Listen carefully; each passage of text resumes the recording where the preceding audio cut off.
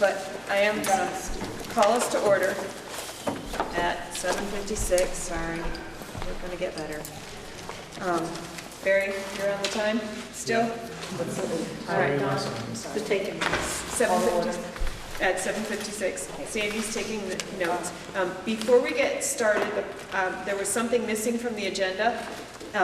So under report of the board, item number 3, I'm going to add appoint a representative to the bargaining council to replace our resignation from Jody.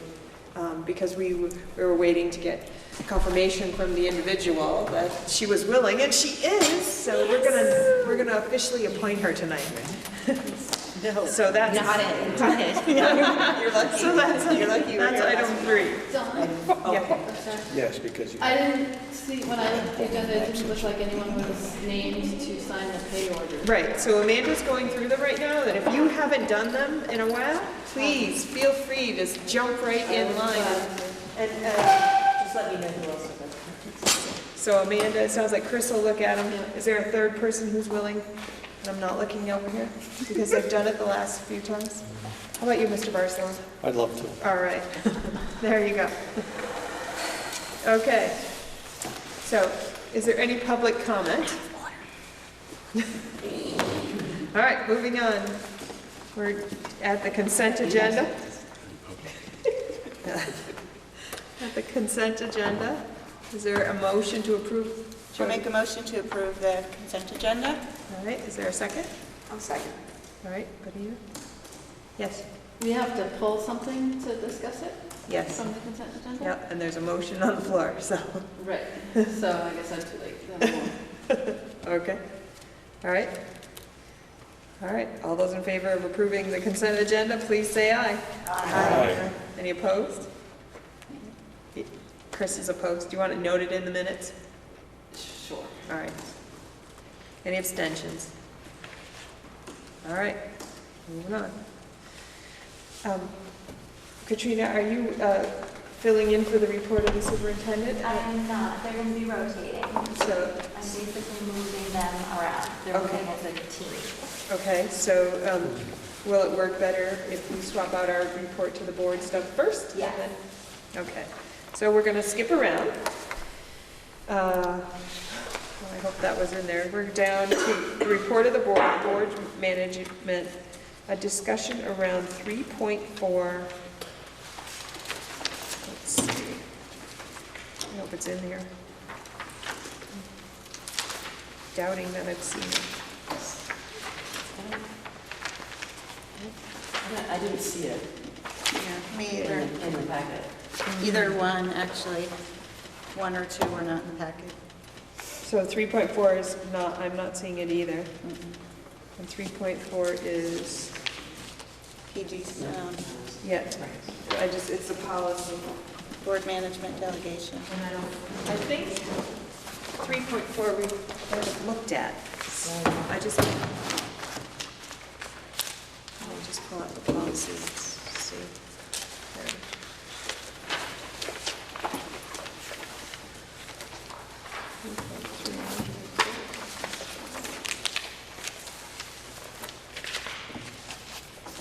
3.4, I think we looked at last time. And then I took comments, and it was monitoring the superintendent's performance, so let's see. One of our emergency meetings. Yeah. In the minutes. It was when we were, after the last carousel meeting, because we used the copy from, it was in the executive committee packet. So that's how we were looking at it. That's how I remember, because I was passing around that copy at that.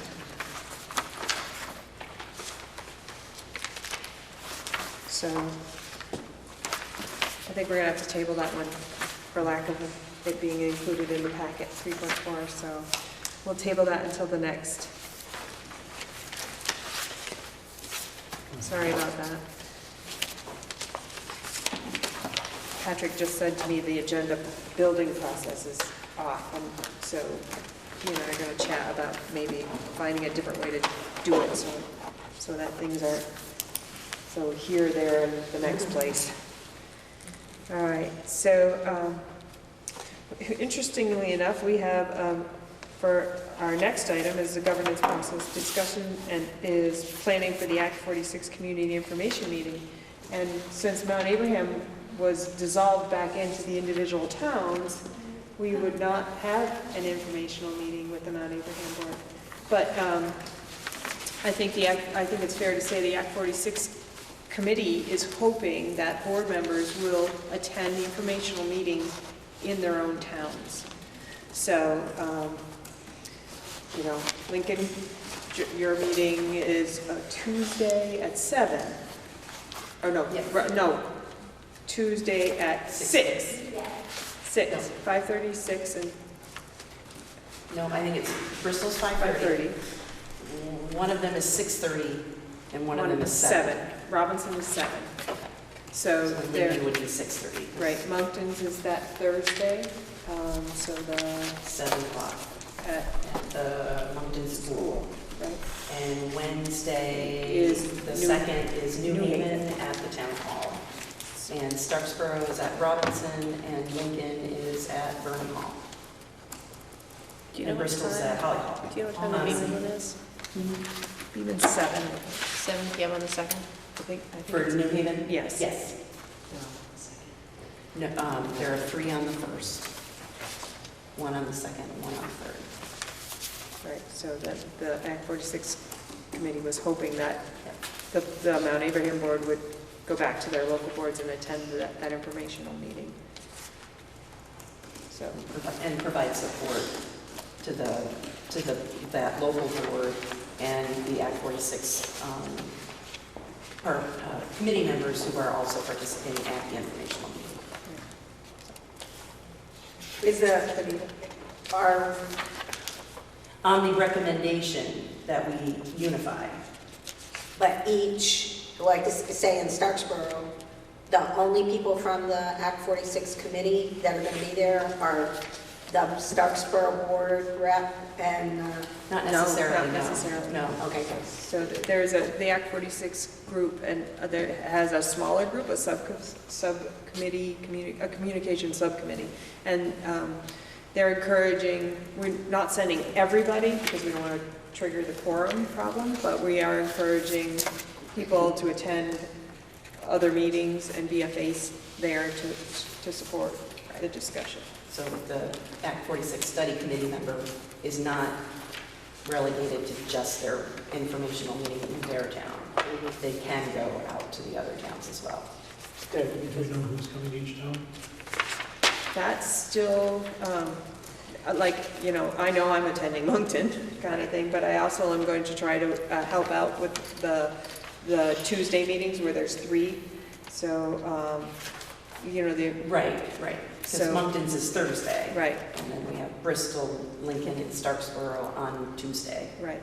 So I don't think that anyone has necessarily taken, I don't think it's been divvied up yet in terms of who's going where. but we all are aware of the times and are planning in one way or another to attend and help out.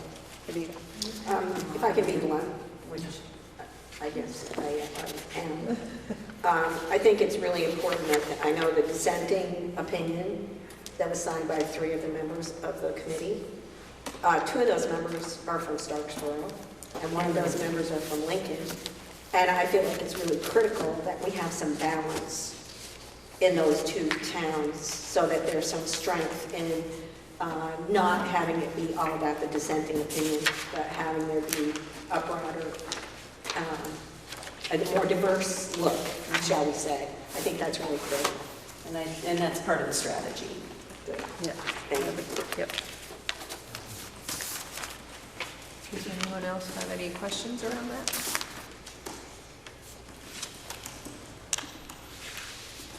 All right.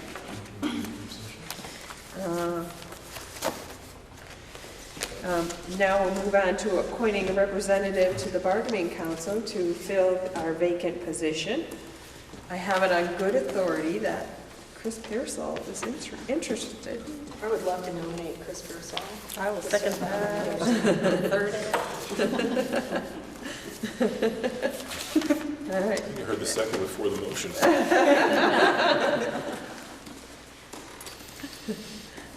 Any Jody, further, I can put you on speed dial. any further discussion? So who are the other? So the other ones are myself and Jim. At least you're here when you got nominated. No, she wasn't. We nominated her last week. She wasn't here.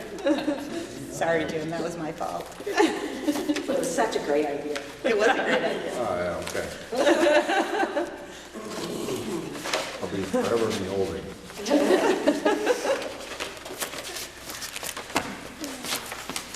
All right, if there's no further discussion, all those in favor of appointing Chris Pearsall as our third representative to the bargaining council, please say aye. Aye. Any opposed? Any abstentions? Should I abstain? Because I can't vote for myself, right? You can vote for yourself. Unanimous. This is a democracy. All right.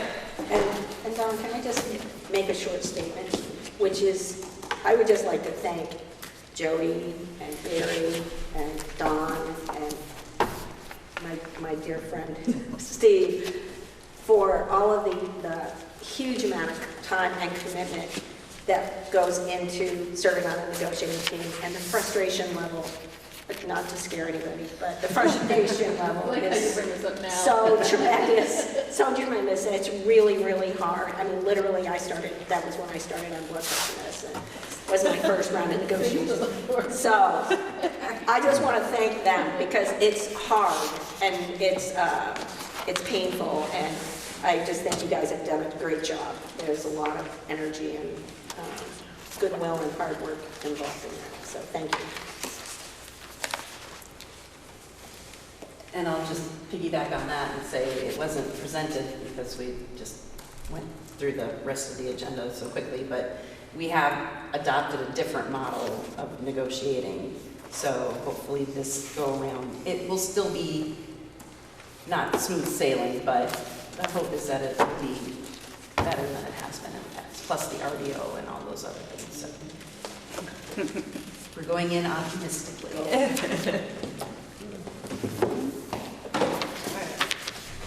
Is there any other? Can I say how great Mount Abe looks, despite the gym? But the past two board meetings have been on my son's birthdays, which is why I haven't been here. And when I walked into the school for football team dinner at the beginning of September, it was evident the hard work that had gone into that building over the summer. So I don't know if it's already been said, but kudos to the team that did the work. It looks really great. Speaking of the work and everything, everyone should have gotten an update, a copy of the update from Alden around the gym floor and the water leak. So, did you all get it? Yeah. Are we still within the budget set, or did I that push think- us, is this in addition to the other money that's already been? It's my understanding that we've now exceeded what we thought we had, and that we did have a surplus, so I would imagine if you exceed, you're chewing into that surplus from the prior, that we were going to carry forward, because of that 2-year lapse that you carry in budget planning. So I would have just assumed, just knowing how it works, that if you spend more, then you dipped into that surplus. Anita? What does that do to the timeline? Do we know? I think Jess might be able to speak more clearly to that. Our radar fans and the gym floor cross our fingers for the event of basketball season. Really? Even with the pipe issues and all the rest? Probably. Perhaps minus the locker room, but at least the gym floor will be ready for basketball season. Did you have your hand up, somebody? Yeah, I just wondered, what does it imply about other lurking issues in an old building? Plumbing in the floors. We just did several pipes because they were presenting themselves as being a problem. There's probably other pipes and other, I don't know, systems perhaps, and anyway, how does that inform our thinking moving forward? So I think it's... Or refocus it towards capital improvement, upgrades and such? So last night, in the presentation, Patrick mentioned about the capital improvements or a look at long-term planning around capital issues. And I think that all this has started that thought process of, it was already there because Patrick had come saying, we need to have another look at it, but I think it's moving it further up the line. The Red Up project identified a massive amount of severe need. Right. Which project? The Rev Up project, the bond vote on the renovation for Mount Abe, that didn't pass, the $32 million bond. The most recent one that didn't Yes. pass. How many years ago was that? 3 years ago? 2 years ago, okay. And I'll tell you, the chair of the committee, I happen to work with every day, the chair of the Revenue Committee, and when she heard that, when I read that memo to her, she was like, and who is going to be surprised about this? She said, this is going to, the unfortunate thing is there's bound to be a domino effect, as we're already seeing. Right. And we're back to the Band-Aid approach, which is really frustrating, Right. because this is not a surprise to anybody. Right, and I think Patrick now has it in his sights where, okay, this is not an okay way to move forward, so, but I think he's also trying to get this budget thing, rolling, and the budget's all in a good place, but I think it's definitely in our radar. We're gonna have a discussion about this. This is not gonna go away. I don't see us in the Band-Aid mode. So what's like the end play for such a thing? We're gonna have a discussion, and then what? You can't predict exactly, but No. you've been through this a couple times in terms of capital budgets in the past 15 years or whatever, so this goes to another capital improvement committee budget, or excuse me, a capital, I don't know, what was it called? Rev up. Rev up, another Rev up 2, or? It would take direction. The board would have to decide the direction, How do we discuss that as a board? So the last time they talked about, they had heard from community who came and said, these are some issues, and so they had a study done to look at it. Now, our study isn't that old. I would gotta believe we're gonna Things didn't magically change in 3 years. Right.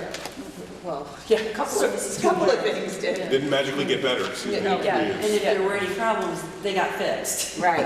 Or they're getting fixed. Right. Well, Minor, some the minor Ones that we things. found. Right, but there is we knew from that study that there are other things in the building that need to be addressed, In the same time zone, same so. degree of. So I think then, once we have that discussion and we start to see where everybody is at this table, then we give direction or, about where we think we ought to, what our next steps ought to be according to the discussion, kind of thing. And Patrick will have some recommendations, I'm sure. Isn't there also language in Act 46 that we can't do anything major? I'm not certain that it applies to the high school, to Mount Abe. It applies to the town schools because the towns are relinquishing their schools to the district. So don't Whereas throw a new Mount school with a Abe bunch is of already debt. part of the Union union district. supervisory union. So we can throw in a huge budget. Well, our school, we are already shared by the 5 towns Right, to we're begin already with. So, And I would imagine we would probably do something similar to the bond issue that we did the last time. Right. Because there's no way that we could raise that amount of money.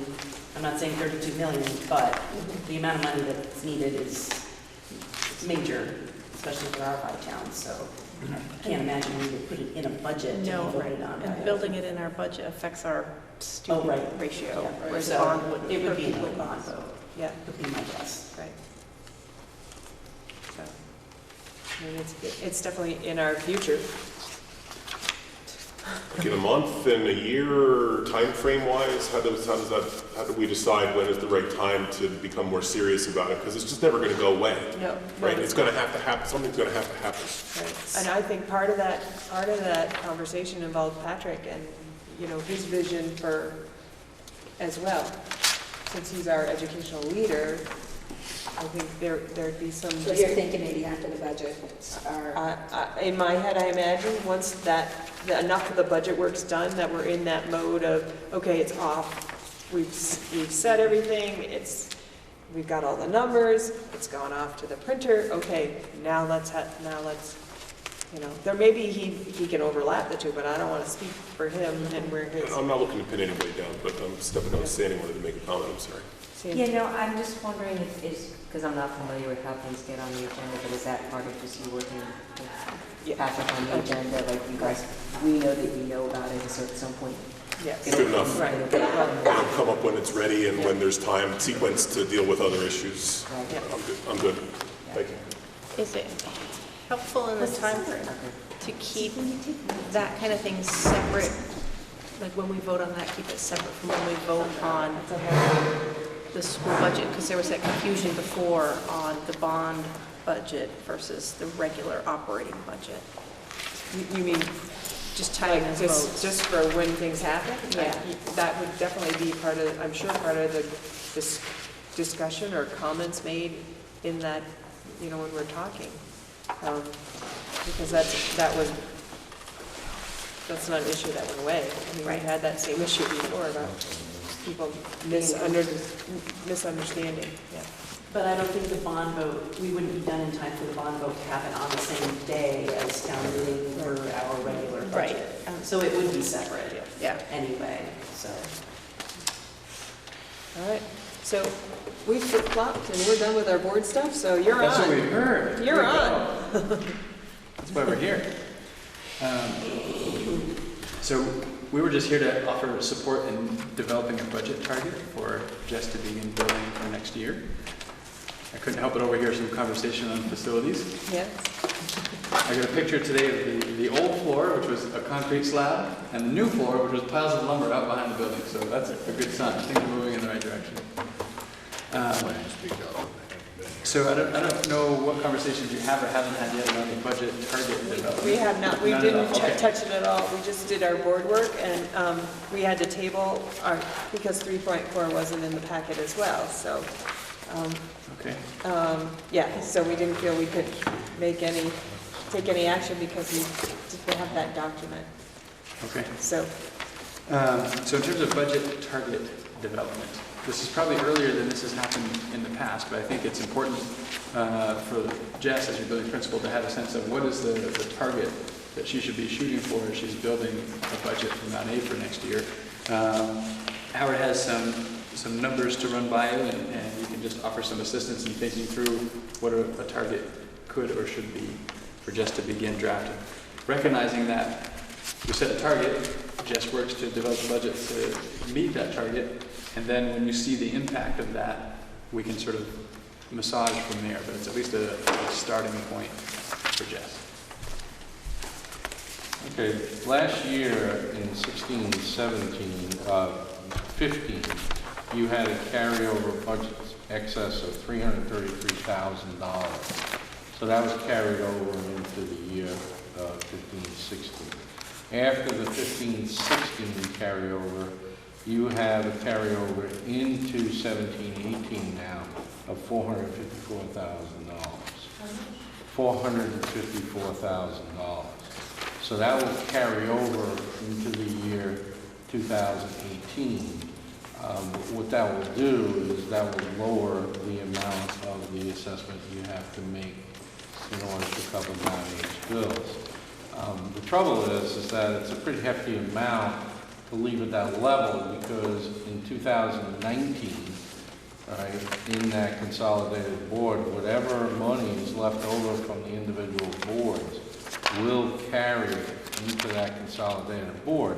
The good thing about it, it's MtAbe. So MtAbe covers all the school districts, so it's not like I'm talking to an individual town board. We're talking to a consolidated, district that everybody would benefit from. So the idea here is, and we know we have some needs, is to basically go in and try to use this amount to our benefit. So what that means is we have the difference between the two amounts is about $120,000. We have that to give in accordance to what we had budgeted for the prior year. So we could actually increase the budget $120,000 without changing anything, right, in regards to the carryover. So that would be something that would carry over without any impact. So in regards to the gym and the girls' locker room, that's more than we thought. Is the excess going to come out of that surplus? No, this surplus cannot pay for those expenses. This surplus is not audited yet. As soon as it's finally audited, which we're in the process of getting audited, once that's certified, it will go to 2017-18. It cannot be used for the 16-17 items that we had. However, what we do have is we have 200,000 put away for other expenditures that basically can be used toward the fixing of that floor. And I've also gone through this year's budget to date to see if I can find any excesses that we may have in that budget that can contribute to paying some of the ancillary expenses that we're having for the floor. Right now, we're up to a pretty significant amount on the total of the floor because the pipes are corroded underneath, and just that alone is going to cost us probably close to $100,000 to fix, if not more. Does insurance cover any of that? We have filed an insurance claim, and we were sent a letter by Visbit saying they would not cover any items related to any constant water that was after 14 days. So this is after 14 days. I did speak to a Visbit claim representative. They said they could probably get us somewhere from $15,000 to $25,000 because I had a discussion with them, and they said, you know, we hopefully we can help you a little bit with this, maybe to the tune of $15,000 to $25,000. So, you know, the letter came before I had the discussion, so I'm hoping that they'll still honor my conversation with them. So the 333,000 carryover from the 333,000 carryover from 14-15, No. is that usable? Because it's been audited. No, because that actually has been used in this budget, Okay. the one we're in now. So, but if there is any left over, then we can apply it to this. I'm hoping, I had Cheryl go through and figure out what our salaries were, and we tried to tie everything back, and we think we found some money that can be used toward the floor. So, but you have to remember, not only do we have the floor, we have the locker room changes we have to do, we have the plumbing we have to fix, plus the drainage, which is a significant amount of money. Most of these processes that they're talking about, instead of pulling up the whole ground and putting in new piping, are a new technology that's guaranteed for the life, you know, if you want to believe that. The idea is that some of the stuff costs over $100 per foot to put in, so it's expensive. Just, I didn't catch that because of the echo. The new pipes that they're putting in, the inserts are guaranteed? No, what they're doing is they're putting an insert. We've sent them a series of films to show how much the pipes are corroded.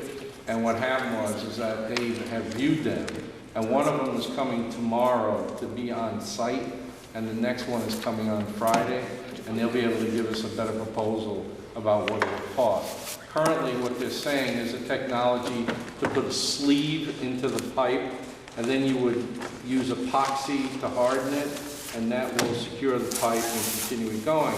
But we have to look through because this sits on, you know, the building over there sits on a lot of, you know, pebbles, and those pebbles have washed into the pipes. So we have to ream the pipes out first and come up with some sort of base, and it'll be evaluated at that time. So, but it's the better technology than to have to rip. If we had to rip the floor out, we would probably have to close the school for about 25 to 30 days in order to do that. But this Sorry, insert Jeff. system, you said that is guaranteed for life. What's that? The insert system that you're putting in is guaranteed for life. That's what they're telling us. You know, Okay. lifetime, right? I don't know whose lifetime, but, you know, lifetime. So we definitely will read the documents to make sure that, you know, the dots and the i's and the t's are crossed, so. Benita? This brings up for me when we're doing this, and we already know we're into the locker room,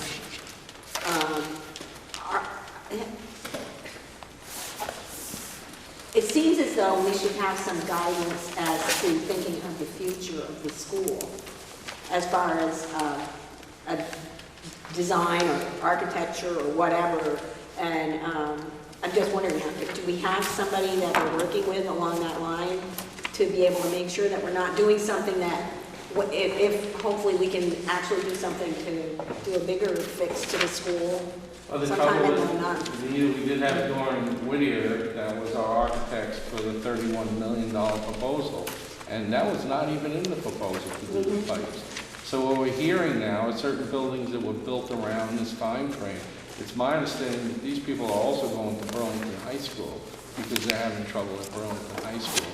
And this building was built, the Mount Abe building was built about the same time as South Burlington Middle School. So being a taxpayer there, I expect that to hit the roll at some point here. And so it's just that they're laid into the ground. But Doran Whittier never even had that proposed. You know, they never even thought that this would happen with the pipes. But when you put, you know, these types of pipes on the ground and water constantly hits them, and, you know, eventually they're going to wear out.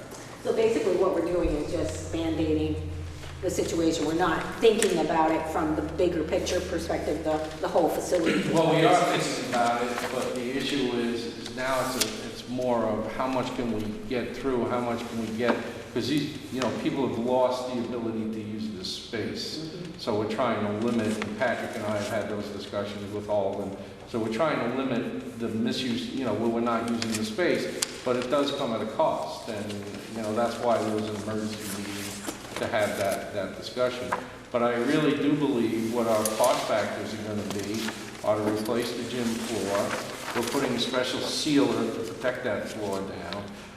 And then basically we have torn apart the locker room on the other side. We discovered some stuff in there that needs to be fixed, but that will need to be retiled, cleaned out. And then in addition, we have to run this piping through. So I think at this point, we're probably into close to $400,000. And it's hard to make decisions with the big picture in mind because we don't have the big picture. What we know for sure, the clarity we have is $31 million didn't fly.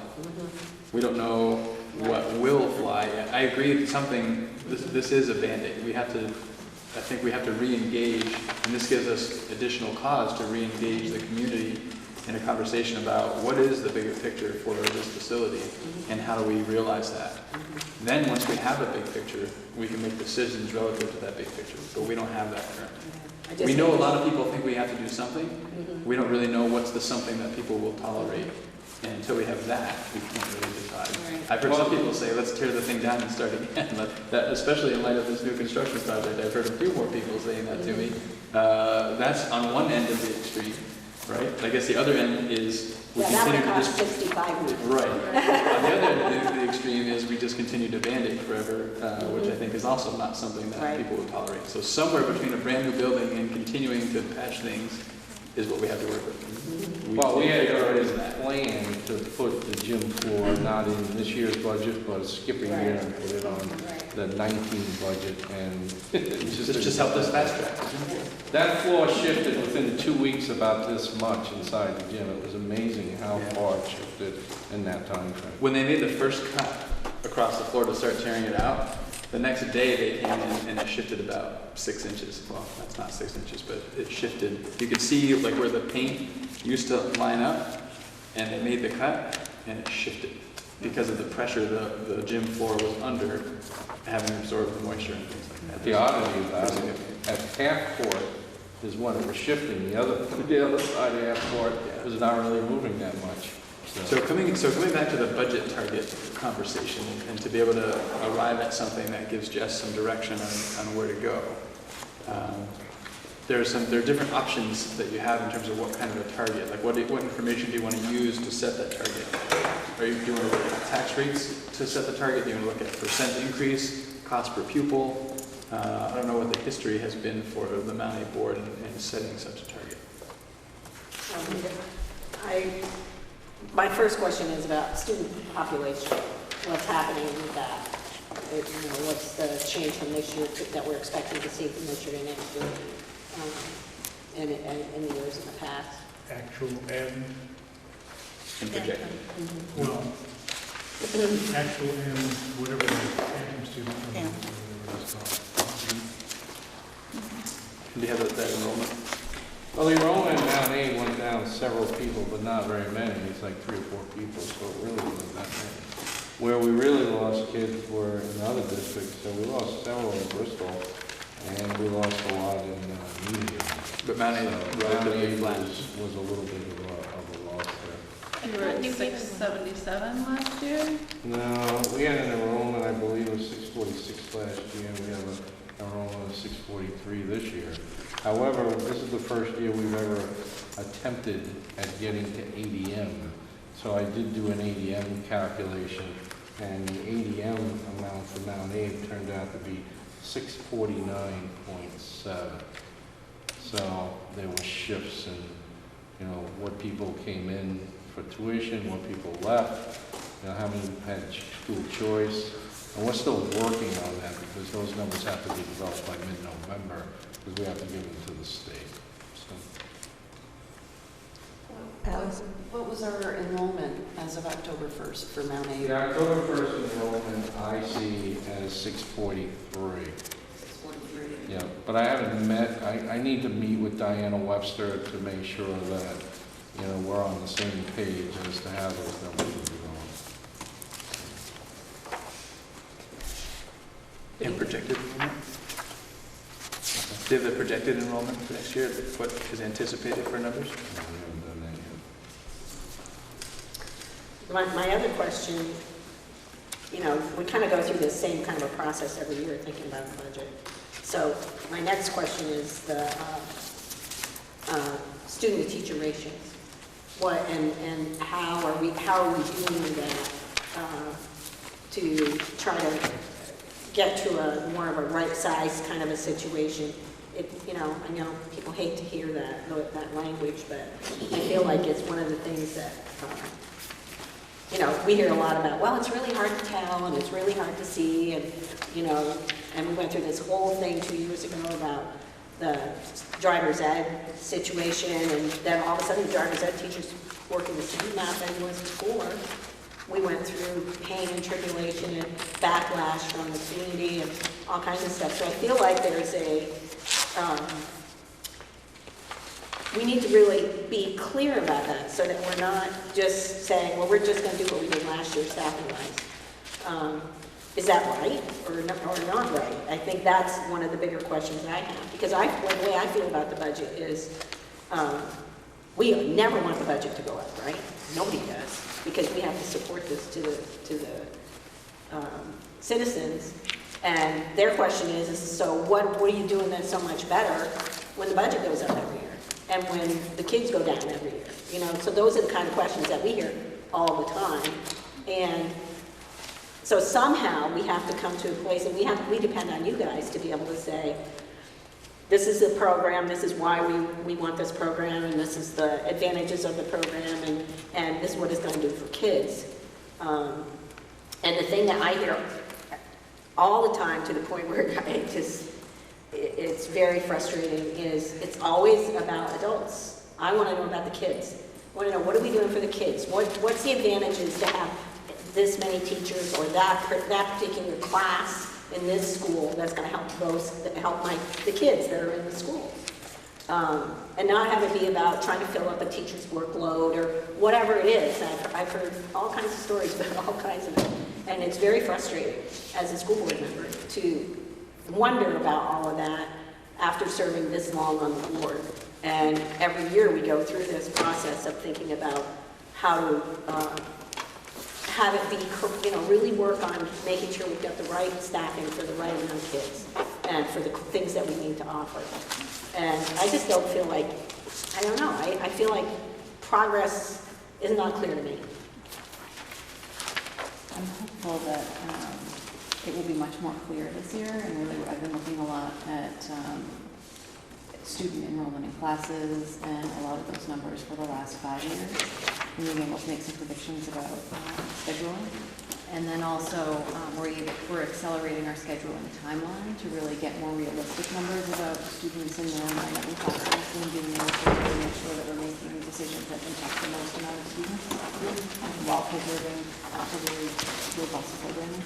So I'm hopeful that our budget for next year will reveal a lot more kind of our vision for our students and how our programming is. I just want to, so Howard and I have, this is only our second board that we've been to. I want to try and come back to the question about budget target and just make sure that you have from Howard and I what you need to be able to give at least some sense of direction to Jess in terms of the first draft of the budget. Allison, what's your recommendation? Well, I think we should definitely try to keep the budget within 2 to 3%. 2 to 3%? Well, the problem is we have healthcare issues that we have to deal with. You know, this is, you are the biggest employer of all the schools in the district. Also, we have bus consideration. This will be a new contract for the bus that we'll obtain in the next couple of weeks. We anticipate those are going to go up. We also have to deal with the one-year salary increases that are coming through inside here too. So, you know, those three alone are going to have some sort of impact. And on the healthcare, we really don't know where that's sitting right now. So, because don't forget, we're going to have a bifurcated period. We're going to have 6 months on the Lehigh that we have now, and then we're going to have a change to a different program, and we don't have any idea what those rates are going to be at this point. Is that a 2 to 3% increase over last year's budget, like the bottom line number, or is that 2 to 3% increase over our per pupil spending from last year? I couldn't hear you. Is that 2 to 3% increase over our bottom line number from last year, or 2 to 3% increase in per pupil spending? Yeah, I would say 2 to 3% over the total budget.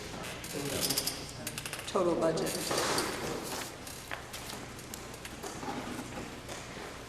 Very. Do we have a cap? That's what we have to still figure out, because we don't have equalized pupils. There will be a cap. We don't have that information yet. As soon as I get that information, we'll be able to work that through.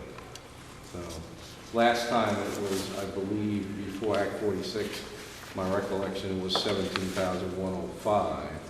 That was the cap out. Last year, we had to work on a different type of spending increase cap, which was different. But this year, they will put back in that cap at the high end, and we'll have to see how we deal with that issue. So the recommendation right now is a % increase in the 2s somewhere. And then as we get more information, we may need to adjust where that ends up relative to a spending threshold.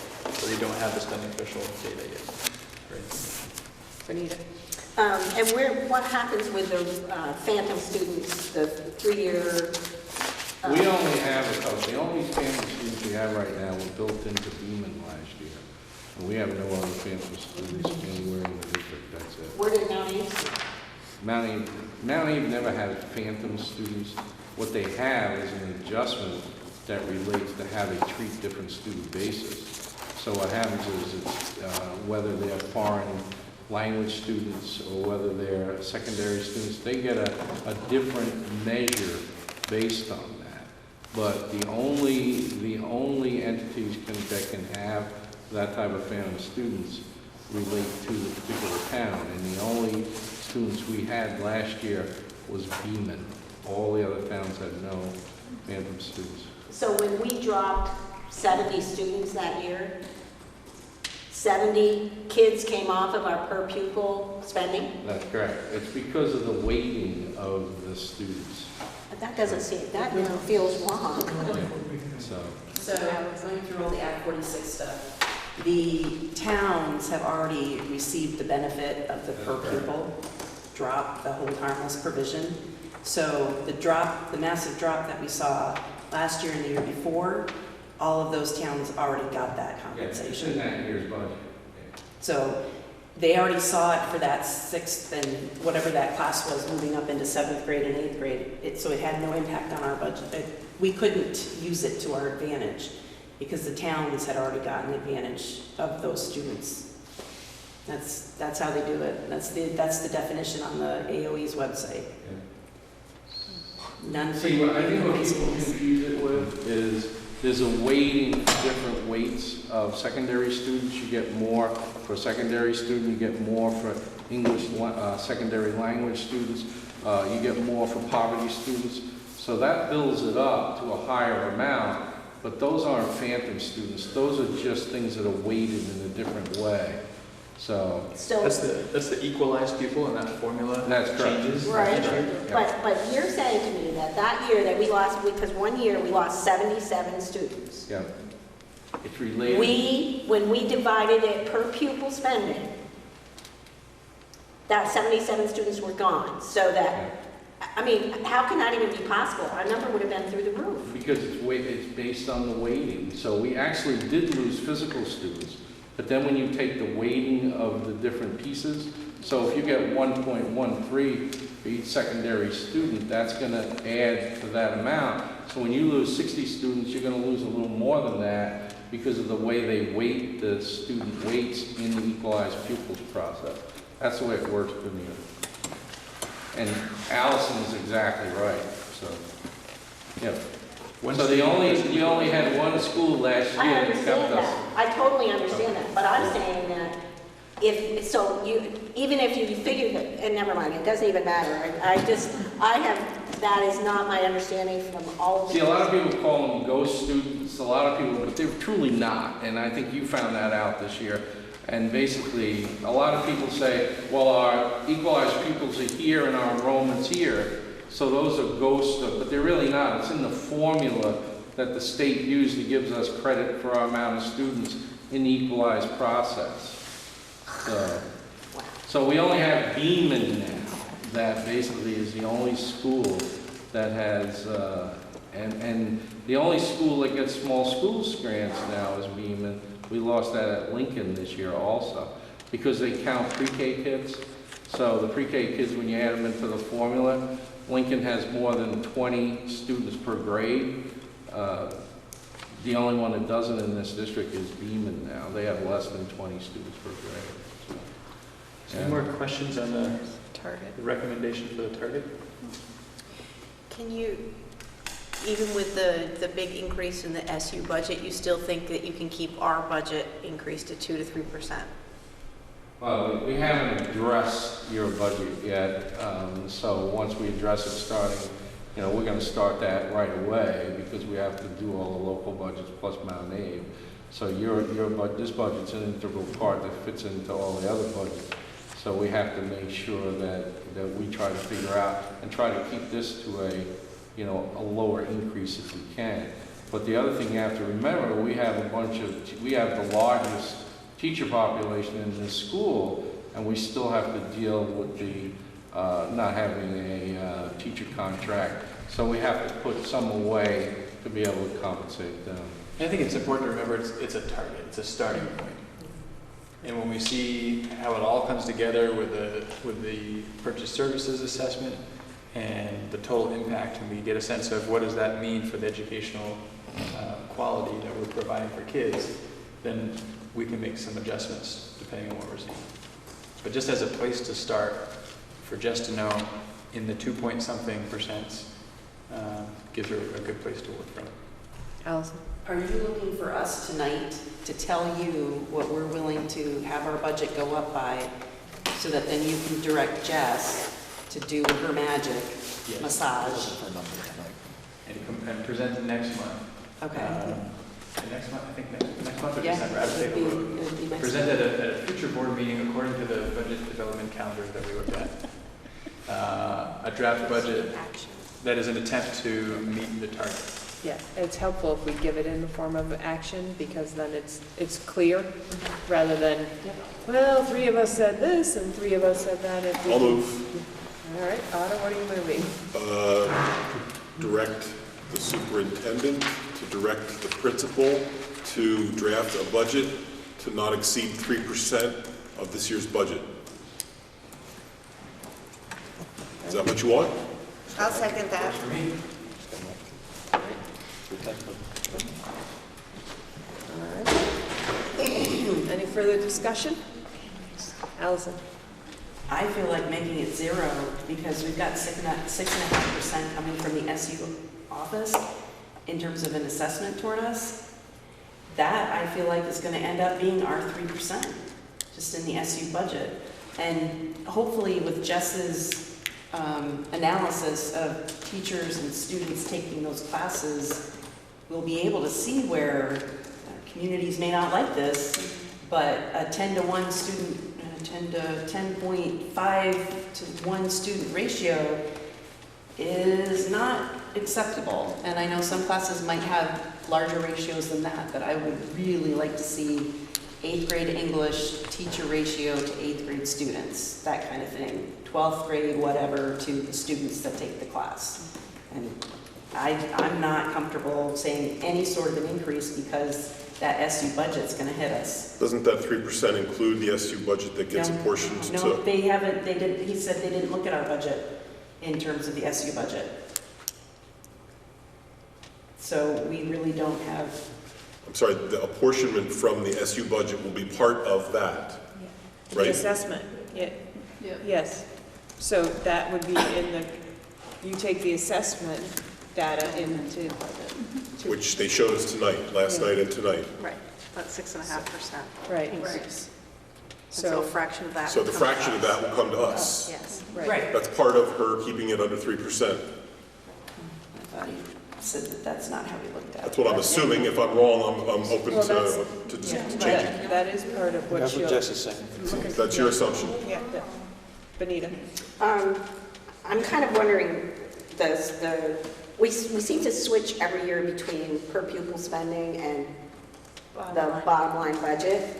And it seems like we ought to, land somewhere and use it, because to me, the per pupil spending is what kind of makes more sense to me, because the budget doesn't take into account how many kids are here. And that's where we get penalized. And that's where we get the money from. But we're voting on that bottom line budget. That's what we're voting on. We're not voting on the budget that is only the per pupil spending, right? We're voting on that. Both. That full. I mean, that our bottom line budget includes that per pupil spending, but there's a little bit more in that bottom line budget. Well, I think that the difference is, if you say 2% or 3%, if you do that, and that's determined. If you say not for the per pupil spending not to increase by a certain amount, then everything still happens, but that's, and I'm not a math person, but that's what you're using to guide your word. That times the multiplier, that sort of backwards, so. So if you have an increase to your enrollment and you said, we want this cap for pupil spending, and you get more kids, your bottom line is going to go up. So you do kind of have to make a decision. It also works the other way though, because if our bottom line number goes up and our number of kids go down, our per pupil is going to go up and we might hit that threshold, which would hurt us. So you almost need both. Well, Katrina. I did look at the enrollment as it stands today. There are 133 incoming 7th graders presumably coming in next year, and you're graduating 112. So we're Oh, yeah, 80/20. so we're losing those bad 2 years. It's taking time, Your 8th and but 9th then, grade. right now it's my 9th grader and the 8th graders, and there's working their way out, but Just wait until this year's kindergarten class comes through. That's So- exactly right. Was that a motion? You have 4. Yes, it was. What was the incoming?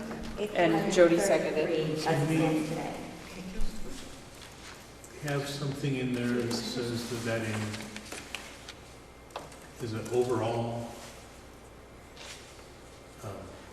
that includes the SU apportionment? I think it did when he said 3% of last year's budget, and last year's budget would have included the assessment in it.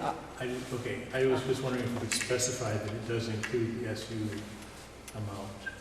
That would be, Then that it's is, what it is. that is the budget, that is Okay, that is in our line. I mean, we I are just- 48% of the SU assessment comes back to us because, or around that. It used to be more, it's right around them.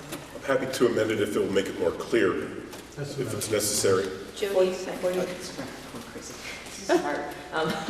Who seconded the motion? Jody did. Jody, thank you. If I can, I'm not sure of the procedure. Do I withdraw it and remove or amend it or vote it down and We could do vote. another one? Yeah, we could, maybe that's simpler than amending it, so you could take a vote on it if it passes. All we're looking, it's okay for me to be Yeah, discussing. Yes, Ada. You're just looking for clarification to make sure that she's directed to include the SU assessment within that no more than 3% increase. Yeah. Yes? Since we can't change the 3% yet. Well, if it's voted, If you want I put 3% out there for discussion. Vote it down and we'll put something different in if we don't like 3%. I'm not in love with 3%. yeah, the other thing is you could withdraw the motion and we could start all over again. If somebody has a more significant, a better wording or would like to change it, I'm happy to withdraw for discussion, for further discussion. Vote on it and then vote it down and then we'll go forward. So, all those, you done? All right, all those in favor of the motion to direct the superintendent, to direct the principal to develop a budget not to exceed 3% of this year's budget, please say aye. Aye. Any opposed?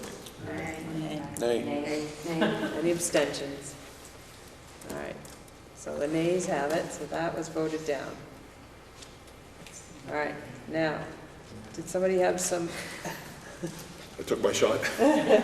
somebody have a clarifying motion or a clearer motion or a different motion they'd like to make? How about no more than a 2% increase in the overall budget over this year's budget? That includes that too. Overall budget, we have everything. Can you say that again, Mary? Or he also. Same thing with 2%.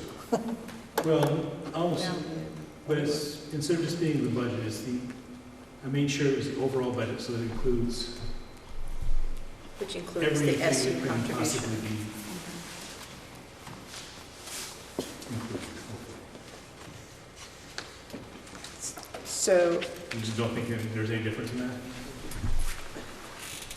We need a second before we can discuss it, I guess. I'll second. all right. All right. Now, discuss. I don't think there's any difference in that other than the fact that you dropped it from 3 to 2. The only thing I was adding was overall, so I think that we have to understand that the way that it's calculated includes the assessment. So I mean, Right. we're parsing it out such that okay. we're reiterating what It the already, procedure already is. I don't have a problem with that, but I mean, we're spending a lot of time on that aspect.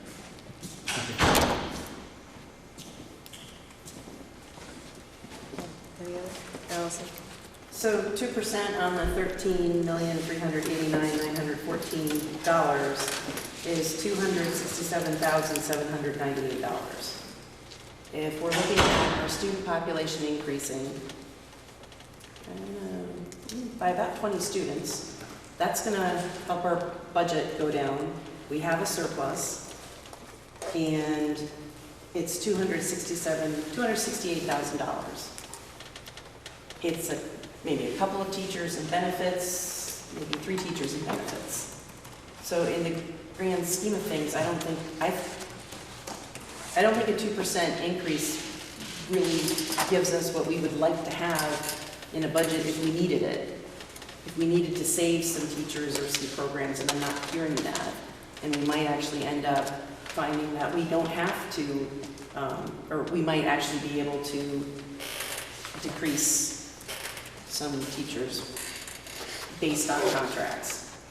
So I'm fine with doing a level funding of the budget.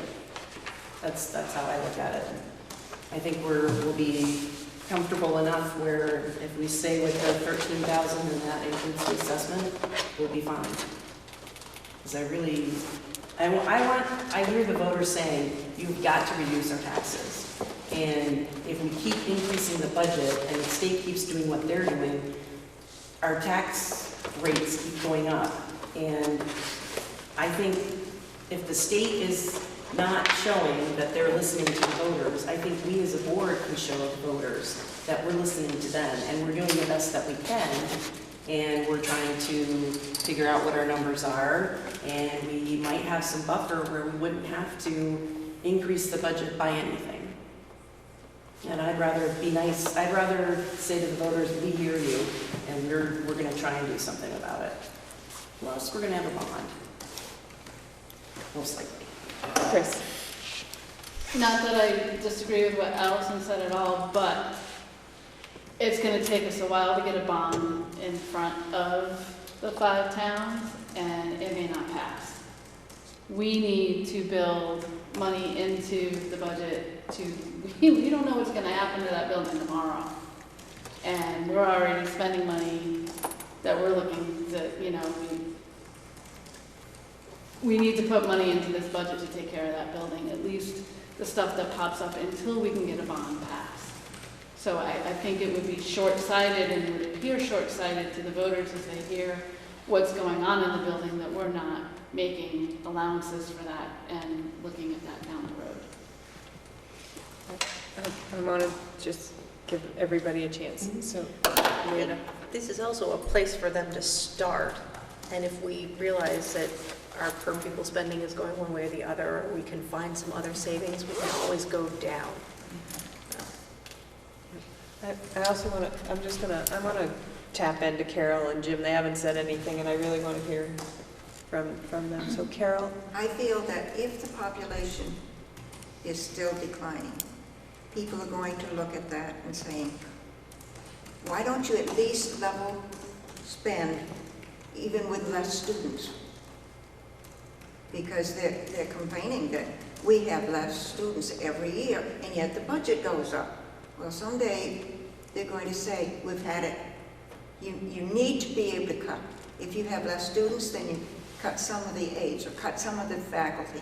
And do you want to? So if you can level spend and show the people that you're really giving it your best shot by level spending, I think the people will be more behind you. Because someday they're going to say that they can't do it anymore. And so even with 2%, if the people could read the notes and find out that you're going to try to level spend, that will go over a lot better than even 2% will. Jim? I'm kind of inclined to agree with that, yeah. But the building is still a big, it's like infrastructure in the community has got to be something in there somewhere, because we don't know, like everybody said, we don't know what's going to happen tomorrow with that building. This could just be the scratching the surface, because it was the only thing that was showing up. So. Jody, do you have? I agree with all of your comments. I think we need to build money into the budget for facility repairs. It's way past due. And in the end, I think Chris is right. It's going to come and bite us. And then we won't have the funds available to fix it. And then we're going to be forced to do something, a bond, quick fix, whatever it's going to be. I like the 2% raise. I'm not one that likes to have my taxes go up like everybody else, but I think this year we need that. I just wanted to point out that if we level fund, there was $250,000 last year in the budget for construction. And so if we level funded, we do have some construction money in there. And so that there would be no reason to believe that that would go away. So I kind of feel like, I concur with the level funding concept. And I think it's really one of the things that for school budgeting, I think it's really important to go back and scrub the thing. And it's easy to just go from what we did last year. And I think that has, year over year, we find that is how everything basically starts. And I feel like, at some point, sometime something has got to change in the way that we just operate the machine. And so to me, we should be looking when I say we, I know it's not we, that have the knowledge and the capability to do that, but we need to encourage that scrubbing of the programs, the things that we're offering to kids, and have it, like I said, be less about the adults in the building. It has to be more about the kids in the building. And I feel like that is a shift. I just don't think it has happened in the past. And I really, and then if you came to us and you said, you know what, here's the deal, and I have got to have a 2% increase in this budget in order to accomplish what I feel really committed. I'm going to sell it to you. I'm going to show you why. This is what I need. That's what I want to hear. I want to hear that kind of a commitment to the thing and not just have us say, yeah, 2%, 3%, whatever. I feel like we're not doing our jobs if we do that. So, go ahead. Carol. Is there any way we can say that we would level fund with the exception that we take 2% of the budget and put it towards improvements? Is there any way you could designate 2% of the budget that we now have just for that reason, in case we need it for repairs? But other than that, just leave everything else alone? Might I just offer that I think you're making a recommendation to help for planning? And I absolutely hear loud and clear that you want the smallest increase possible while maintaining quality education and a sound facilities for our students. And providing this kind of arbitrary number just at least gives some type of threshold, but that you can be assured the first draft will keep it as absolutely low with some really good integrity. And that these conversations will continue. Once we actually have something to rub against and talk about. Steve. But mindful, when we say level fund, meaning we don't want an increase over what we had last year, there's things in the budget over which we have zero control. And they're going to go up. There's nothing, and you know what they are. We all know what they are. They're going to go up. So if we're going to level fund with those increasing, that means that Jess is going to have to find areas to cut stuff with regard to educational spending. Just keep it in mind. It's math and it's fairly simple in that aspect. So you've got to give her something of an increase in order to maintain the quality of education that we presently have from last year. It's easy to look at it as in a dollar sense and say, oh, I don't want to give this, keep it at that. But what we're really talking about is the quality of education that's being provided over there, and there's some things that we can't control the price over, and she's going to have some money. We can say zero. She's going to come back and say, I'll give you zero, but as somebody said, something's going to give at some point. We're going to have to cut programs. We're going to have to cut this, and you're not going to like that. I'm not saying big cut. I'm not saying if Patrick recommended a percentage to start with, you're paying him for a reason. I'd start somewhere in that ballpark. That's my 2 cents. Just to comment on that, I think with MtAbe specifically, with the analysis Jess is doing, I think she's going to find that she's going to be able to do, if not the same things, maybe even more things with either the same amount of people, maybe even fewer. And that's what I'm banking on, because we have not done that analysis. And I know last year we kind of sort of asked for it, and we didn't get it. And before I come up with a number to give as a recommendation, I want to stay with zero and see what you come up with. I know you're not going to get the complete analysis done by November 22nd or whenever we meet, but I'm confident that you're going to find some places, and it won't affect the quality of our education, the equity of our education, or any of the program, or that, I can't say programs, but I'm confident that you're going to find some things that we're going to be surprised about. And that will allow us to either level fund our budget or, and if you prove to us that you really, really, really, really need something, then I can rest assured I'm willing to give you what you need. But now we've had at least a couple years where we haven't heard what the real need is. Just a global salaries and benefits are going up, so we need to cover that. based on the work I did for the Act 46 Study Committee, I think you're going to come in with some numbers that might be quite surprising for Mount Abe specifically. Okay. So the motion is for not more than a 2% increase in the overall budget and of this year's budget. Did I say that? Did I get that right? All right. So if there's no more discussion, we'll vote on that and move along accordingly. So all those in favor of a budget target being not more than 2% increase of the overall budget over this year's budget, please say aye. Aye. Any opposed? Aye. Sounds like the ayes have it to me. So there's your direction. May we have it recorded from the book? I'm sorry? May we have it recorded? Okay. So Sandy, 2, 3. Do I put the names or just the numbers? If they want their names, they can, if you want your names with it, you can have your names or you can just have the number.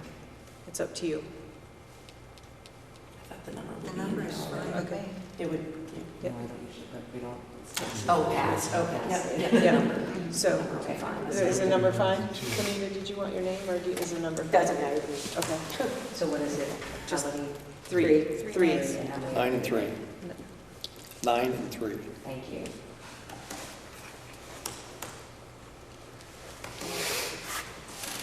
Okay. The only other option is the career change incentive option, whether we're going to offer it or not. That would, Can I ask a question about that? Because I was just doing the pay orders, and I saw one of them, a payment of $990 to a retired teacher, who retired in 2004. So I'm not entirely sure exactly how this works. so there's language in the contract. You want to? I don't know the language. I don't know think the that's language. That was different. That was an early retirement. Oh. When she was, So what's the difference between? yes, that's what I The was. career change incentive is it's language written inside the collective bargaining agreement. It's defined there, and it talks about a benefit that can be offered and under certain terms. So Patrick mentioned buying airtime. That was one option. Another option is What does airtime mean? it means, like, if they are 2 years from retirement, you can buy 2 years airtime, and it just sort of fills in that gap, so it gets them to retirement. Do they get paid in those 2 years? Well, So it, if your retirement age is 65 and you're 63, you pay and now you're 65, so you get those benefits as if you were 65. You get your full benefits. right, So you retire at 63 as if you were 65, right, and you're retired. yeah, Okay. Or you go get another job, right. which is what happens. Many people choose to do other things after they retire. No, but a lot of people go to other school systems. Like I said, many people choose to do other things after they retire. You have no control over what they do after they retire. I know, but that's why the buyout part of it just feels wrong. But what does it matter to us if they're in another school district? If we are buying them out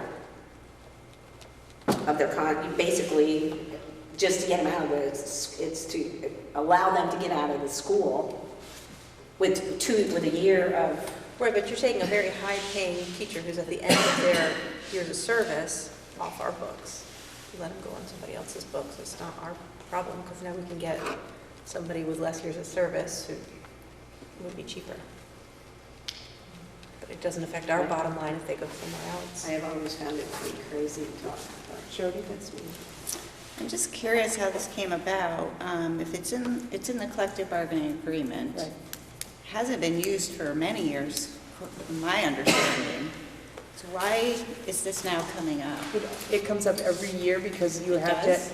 to, by November 1st, you have to decide whether you're going to offer it. So each board, because we don't have a district-wide contract, each board has to determine We have a new super. whether we we are going to I just don't recall it being on an agenda in the past. Yeah. Or maybe it was worded differently or something, I'm not Right, it was, the sure. recommendation was to not do it. Right. So- Gotcha, So okay. I'm still confused on the difference between early retirement. Well, this and is career change incentive, and it's defined. I think people use them interchangeably, and I don't think that we have in our contract any language around early retirement I or. don't think so. Did you bring the contract with you? I didn't bring it with me. It's on the website. If somebody can go online, you can see it's on our. Because I remember the conversation last year about early retirement, and did that mean this?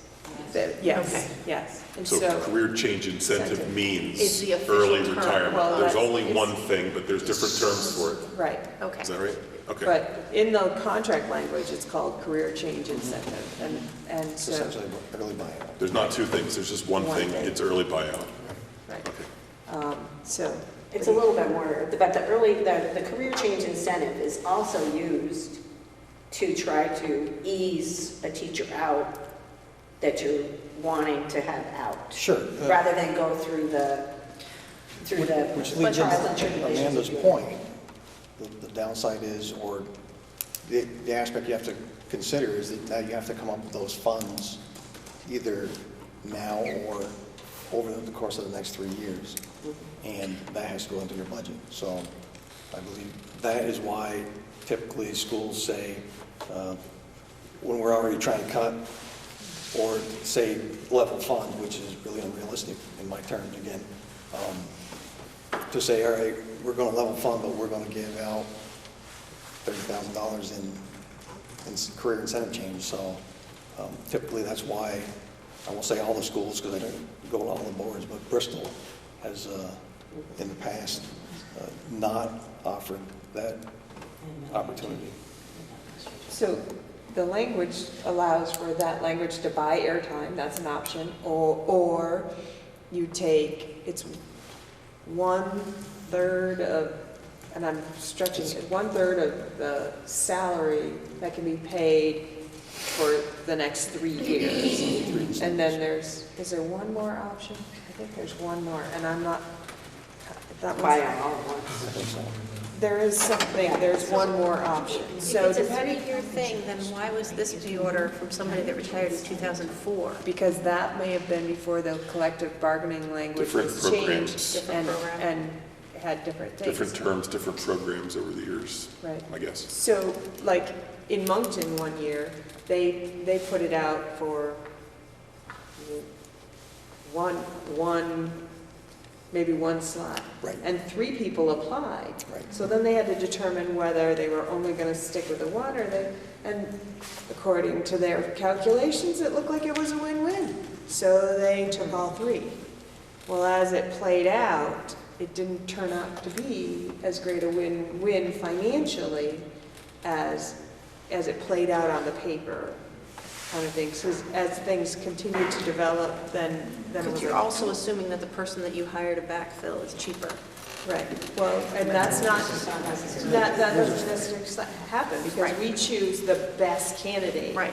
of all that apply But to that's us. what the, So that's the Formula variable, assumes. that's a variable you can't count on, kind of thing. So we need to determine, don't you know, who's going to retire. are we going to offer it as the first part? And if it's yes, then there's another, how many? Right. And if it's no, that's the end of it, so. Chris had her hand up Chris, first. yes. Too early to make a motion? It's, I have a question, because I'm typing, I'm waiting, if I could ask. So, I wasn't clearly hearing this. So Patrick recommended that we vote yes to consider this option, because we have to do that by November 1st, and then we go through the process of deciding how many slots? Or do we have to know by November 1st, everything? we, Contract language, if that's all. oh, you do? Okay. Early retirement career change incentive program. Each individual school board shall have the discretion on an annual basis to offer or not offer the early retirement plan noted in Appendix D of this agreement. This discretion shall include the right to specify the number of teachers who may receive this benefit in any given year. If a board decides to offer this program, it will so notify the association and post a notice for teachers by November 1st of the school year in which the program is offered. This notice will specify the number of teachers who may participate in the program that year. Seniority will be used if more teachers apply than the number of programs offered. And I can go into Appendix D if that's helpful, which I think is probably the next one.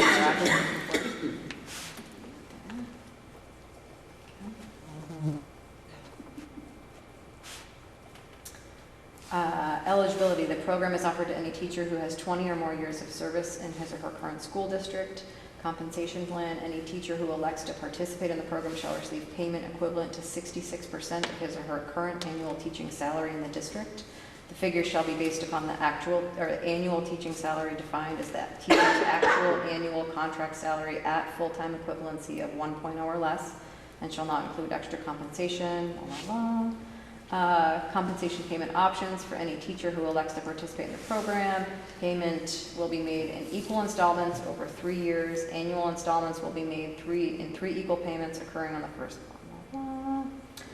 Teacher may elect to have the district use monies from the above incentive to purchase airtime from the state retirement teachers system. Any remaining of the monies from the incentive after said purchase shall be retained by the teacher and paid according to the payment plan. Remaining amounts less than $2,500 will be paid out to the teacher on the first scheduled payday. A teacher may elect to have the district use monies from the above incentive fund 100% of the cost of the participation in a single or two-person subscriber in the health insurance program offered to other teachers of the district for the full-time authorized by COBRA. Any remaining amount of that money after purchase will be retained by the teacher and paid according to the payment plan. And then there are procedures. I don't know if you want me to detail. Sandy had a question first, I think. No, thank you. So, what did Patrick actually recommend? Did we have detail? Like, I'm just trying, I didn't hear everything during the executive. So their statement was that it could realize some savings, and that they would bring a recommendation prior to the decision, because that group asked, the executive committee asked him to try and get an extension on the deadline. Yeah, I don't remember hearing a recommendation. I don't think you can make a recommendation. No, I don't, so he was going to after Okay, so some more information. It's right, because that's my issue, is that I just don't feel like we have enough concrete information to really see, because maybe it would be this, there's other reasons of particular teacher, there could be all different reasons of why. So I think that's my question. What's the benefit of offering it? And what's the downside of not offering it? Who can answer those questions? I mean, the upside is assuming that you will incentivize retiring for many teachers who are at the top of the salary schedule, and assuming that you can hire teachers at a lower level of the salary schedule. The downside is that's not necessarily guaranteed. So you're trying to leverage and see if. So the play is you get some senior teachers to take, and then you replace with less senior teachers. And in the longer term, the 66% of a more senior teacher is less than the starting salary of a more junior teacher. Is that the play? Pretty much. Okay, thank you. That answers my question. fair. Bring a family. Okay, so there's higher insurance. Right. And we have done this at Mount Abe before, since I've been on the board. And it didn't come out that we saved any money. We regretted it. I think we offered it for 3 teachers. Something like that. And I think after that we decided that we couldn't offer it anymore. We tried to get the language changed in the contract, and we're unable to do that, to make it something we could offer. Allison? I make a motion that we not offer the career change incentive. Seconded, because that's what I was going to do. Any further discussion? All right, all those in favor of not offering the career change incentive, please say aye. Aye. Any opposed? Any abstention? I'm abstaining. All right, motion passed. Okay. All right. Any other come up in the course of what's happened? No? Good. Is there any other public comment? Late. No. Time to go home. All right, I will entertain a motion to adjourn. So moved. Second, or Barry can have that. Second or third, all right. All those in favor of adjourning at, I'm gonna get back to 9:21, please say aye. Aye. Aye. Any opposed? Any abstentions? Nobody would ever. Nobody opposes that. Nobody would ever oppose that. You didn't have to do executive session? No. You heard it already, right?